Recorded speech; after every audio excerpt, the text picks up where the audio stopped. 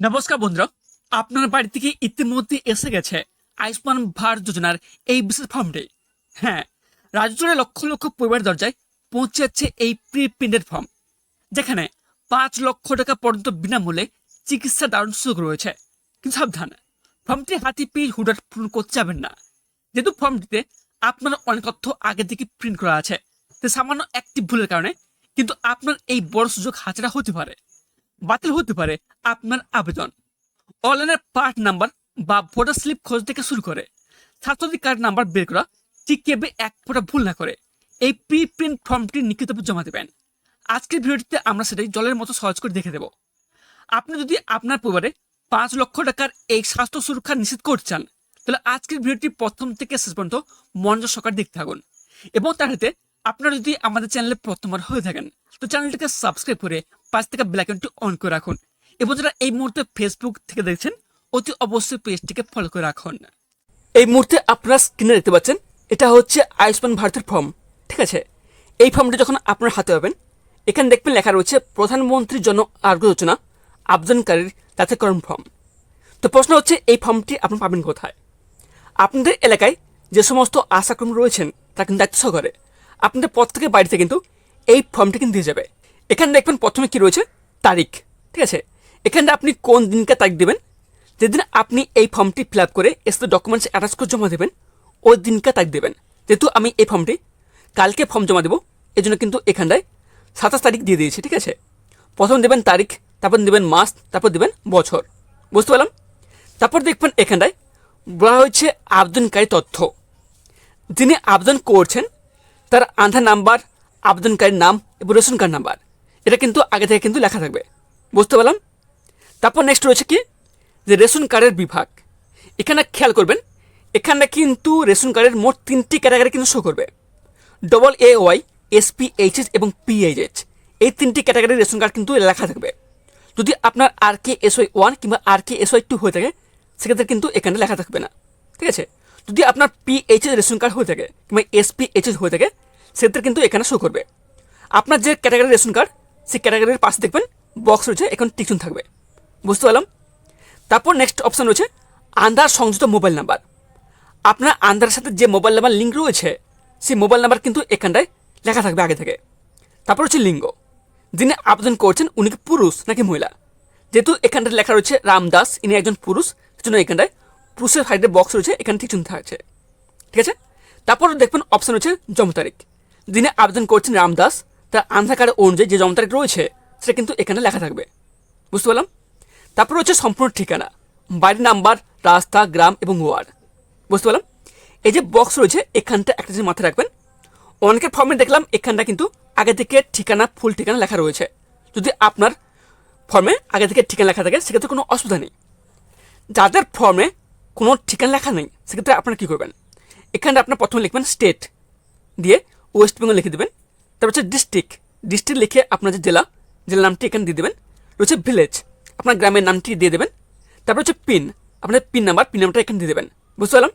তারপর হচ্ছে post office দিয়ে আপনার যে পোস্ট অফিস রয়েছে তার নামটি দিয়ে দেবেন। রয়েছে পুলিশ স্টেশন, আপনার যে পুলিশ স্টেশন রয়েছে, পুলিশ স্টেশন নামটি এখানে দিয়ে দেবেন। বুঝতে পারলাম? তারপর দেখবেন এখানে রয়েছে জেলা। ঠিক আছে, আপনাদের জেলা, ব্লক বা গ্রাম পঞ্চায়েত, এই তিনটি কিন্তু আগে থেকে লেখা থাকবে। আপনি কোন জেলায় বসবাস করে থাকেন সেই জেলার নাম, আপনি কোন ব্লক বা পৌরসভা রয়েছে তার নাম, বা কোন গ্রাম পঞ্চায়েত বা ওয়ার্ডে বসবাস করে থাকেন সে নাম কিন্তু লেখা থাকবে। তারপর দেখবেন নেক্সট অপশান কি রয়েছে, পরিবারের প্রধানের নাম। আপনার পরিবারের যে প্রধান রয়েছে তার নাম কিন্তু এখানটা আগে থেকে লেখা থাকবে। যেহেতু এখানে দেখবেন যে আবেদনকারীর নাম হচ্ছে রামদাস, যিনি আবেদন করছেন উনি যদি পরিবারের প্রধান হয়ে থাকেন, সেক্ষেত্রে দেখবেন এখানটাও একই হবে, ওনার রামদাস কিন্তু লেখা থাকবে। যিনি আবেদন করছেন উনি যদি পরিবারের প্রধান না হয়ে থাকেন, সেক্ষেত্রে ওনার যে পরিবারের প্রধান রয়েছে তার নাম কিন্তু এখানে লেখা থাকবে। তারপর দেখবেন নেক্সট অপশান রয়েছে মোট পরিবারের সদস্য সংখ্যা কত। অর্থাৎ আপনার পরিবারে মোট সদস্য কতজন রয়েছেন, সংখ্যাটা কিন্তু এখানে সংখ্যা দিতে হবে।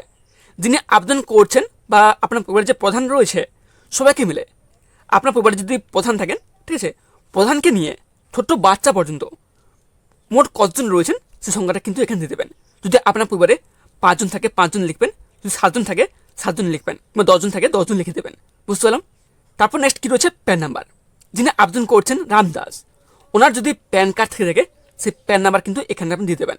বুঝতে পারলাম? তারপর দেখবেন নেক্সট কী রয়েছে, নির্বাচনী তথ্য 18 বছরের উপরে হলে। এখানটা একটা জিনিস মাথায় রাখবেন, যার নামে ফর্মটি, ঠিক আছে, ওনার বয়স যদি 18 বছরের উপরে হয়ে থাকে সেক্ষেত্রে কিন্তু এখানটায় এপিক নাম্বার, এসি নাম্বার, পার নাম্বার এবং ক্রমিক নাম্বার দিতে হবে।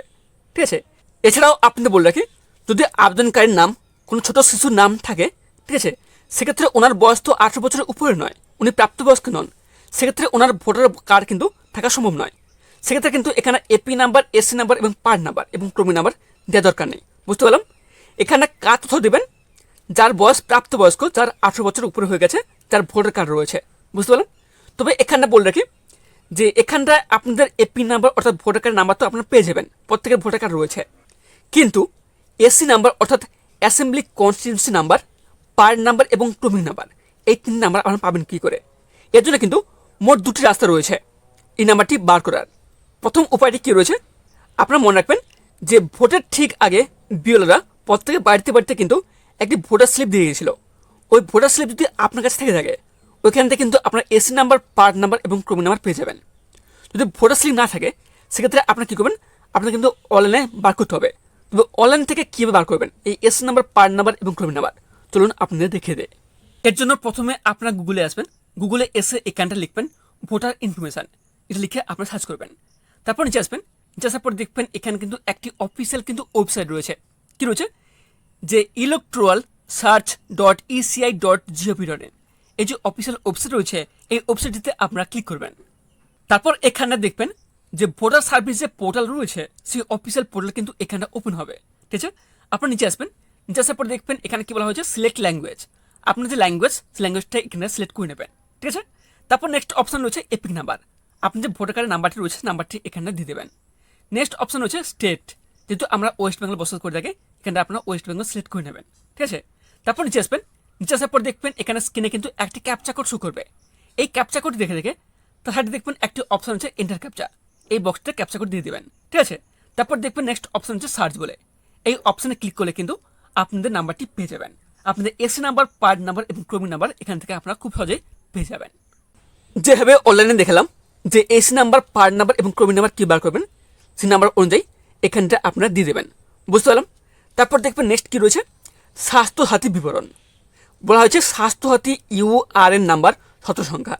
ঠিক আছে, যিনি আবেদন করছেন রামদাস, ঠিক আছে, ওনার যদি স্বাস্থ্যসাথী কার্ড থেকে থাকে সেক্ষেত্রে ওনার কিন্তু এখানে যে সতর সংখ্যা নাম রয়েছে কার্ডের নিচে সেই নাম্বারটা কিন্তু এখানটায় আপনারা দিয়ে দেবেন। ঠিক আছে, তবে এখানটা আপনাদের বলে রাখি, যিনি আবেদন করছেন উনি যদি জানেন না যে ওনার নামে কোনো স্বাস্থ্যসাথী কার্ড আছে কিনা সেক্ষেত্রে আপনারা কীভাবে চেক করবেন, সেক্ষেত্রে কিন্তু জানার জন্য একটি উপায় রয়েছে, সেক্ষেত্রে আপনাদের অনলাইনে চেক করতে হবে। তো অনলাইনে কীভাবে চেক করবেন চলুন আপনাদের দেখিয়ে দেয়। এর জন্য ফার্স্ট গুগলে আসবেন, গুগলে এসে এখানে লিখবেন স্বাস্থ্য সাথী, এটা লিখে আপনারা সার্চ করবেন।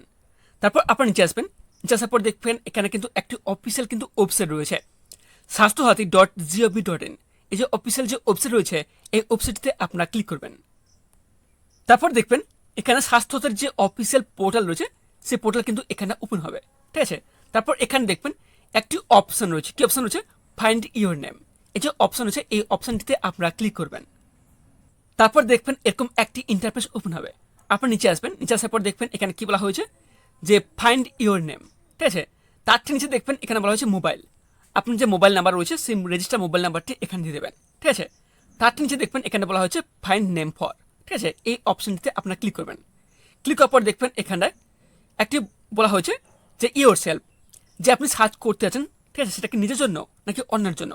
যদি নিজের জন্য হয়ে থাকে এক্ষেত্রে আপনারা ইওর সেলফ অপশনটি ক্লিক করবেন, যদি অন্যের জন্য হয়ে থাকে আদার অপশনই সিলেক্ট করবেন। ঠিক আছে, তারপর দেখবেন নেক্সট অপশন কি রয়েছে, সাবমিট, এই অপশনটিতে আপনারা ক্লিক করবেন। তারপর দেখবেন এরকম একটি ইন্টারফেস ওপেন হবে। ঠিক আছে, এখানে দেখবেন কি বলা হয়েছে ডিস্ট্রিক্ট নেম। ঠিক আছে, এই অপশনে আপনারা ক্লিক করবেন। ক্লিক করে আপনি যে ডিস্ট্রিক্ট সেই ডিস্ট্রিক্ট কিন্তু এখানটা আপনারা সিলেক্ট করে নেবেন। বুঝতে পারলাম? ঠিক আছে, তারপর দেখবেন কি বলা হয়েছে যে সিলেক্ট বাই, এই যে অপশন হচ্ছে এই অপশনে আপনারা ক্লিক করবেন। ক্লিক করার পর দেখবেন এখানে কি বলা হয়েছে, দুটি অপশন রয়েছে। প্রথম অপশন হচ্ছে আধার নাম্বার, সেকেন্ড হচ্ছে খাদ্যসাথী রেশন কার্ড নাম্বার। আপনার যেটা পছন্দ, যদি আপনার আধার নাম্বার দিয়ে যদি সার্চ করতে চান ক্ষেত্রে আপনার আধার নাম্বার অপশন দিয়ে সিলেক্ট করে নেবেন। সেকেন্ড অপশন রয়েছে খাদ্যসাথী রেশন কার্ড নাম্বার, আপনি তাহলে এটাও চুজ করতে পারেন। ঠিক আছে, তারপর দেখবেন নেক্সট অপশন শো করবে, কি বলা হয়েছে, ব্লক বা মিউনিসিপ্যালিটি। এই অপশনটিতে আপনারা ক্লিক করবেন। ক্লিক করার পর দেখবেন এখানে দুটি অপশন রয়েছে, ব্লক রয়েছে, মিউনিসিপ্যালিটি রয়েছে। ঠিক আছে, আপনি যদি ব্লকের বাসিন্দা হয়ে থাকেন ব্লক অপশন সিলেক্ট করবেন, যদি আপনি মিউনিসিপ্যালিটির বাসিন্দা হয়ে থাকেন এই অপশনটি আপনারা সিলেক্ট করবেন। তারপর দেখবেন এখানে কি বলা হয়েছে যে মিউনিসিপ্যালিটির নেম। ঠিক আছে, এই অপশনে আপনারা ক্লিক করবেন। ক্লিক করে এখানটা আপনার যে মিউনিসিপ্যালিটি রয়েছে সেটা আপনারা সিলেক্ট করে নেবেন। বুঝতে পারলাম? তারপর দেখবেন বলা হয়েছে যে ওয়ার্ড নাম্বার, এই অপশনটিতে আপনারা ক্লিক করবেন। ক্লিক করে আপনি যে ওয়ার্ড নাম্বার রয়েছে সেই নাম্বারটি আপনারা সিলেক্ট করে নেবেন। বুঝতে পারলাম? তারপর দেখবেন এখানে কি বলা হয়েছে, এখানে আপনার যে আধার নাম্বার রয়েছে আধার নাম্বারটা এখানে দেবেন। তারপর দেখবেন এখানে একটি অপশন হচ্ছে সাবমিট, এই অপশনে আপনারা ক্লিক করবেন। ক্লিক করার পরে এখানটা আপনাদের বলে রাখি, যদি আপনার নামে যদি স্বাস্থ্যসাথী কার্ড থেকে থাকে সেক্ষেত্রে এখানটায় আপনার স্বাস্থ্যসাথী কার্ডের নাম্বারটি এখানে শো করবে। যদি আপনার নামে কোনো স্বাস্থ্যসাথী কার্ড না থাকে সেক্ষেত্রে এখান থেকে নো রেকর্ড ফাউন্ড দেখাবে। এখান থেকে কিন্তু আপনারা সহজেই বুঝে নিতে পারবেন। এইভাবে অনলাইনে চেক করার পর আপনার যে নাম্বারটি রয়েছে নাম্বারটি এখানে দিয়ে দেবেন। যদি আপনার নামে কোনো স্বাস্থ্যসাথী কার্ড না থাকে সেক্ষেত্রে এখানটায় কোনো কিছু দেবেন না। বুঝতে পারলাম? তারপর দেখবেন নিচে রয়েছে রিসিপ্ট। ঠিক আছে, এখানটায় যিনি আবেদন করছেন ওনার আধার নাম্বার, আবেদনকারীর নাম, রেশন কার্ড নাম্বার, জন্ম তারিখ এবং লিঙ্গ এখানে কিন্তু আগে থেকে লেখা থাকবে এবং এটাকে কেটে কিন্তু আপনাদের দিতে হবে। ঠিক আছে, এখানে আপনারা কোনো কিছু করবেন না। এবারে আসি সেকেন্ড ফর্মে। সেকেন্ড ফর্মে এখানে কি বলা হয়েছে, যে বলা হয়েছে আবেদন করার মাপকাঠি। ঠিক আছে, এখানে কিছু প্রশ্ন রয়েছে, তার উত্তর শুধু আপনাকে হ্যাঁ অপশনে টিকচুন দিতে হবে, নাহলে না অপশনে টিকচুন দিতে হবে। বুঝতে পারলাম?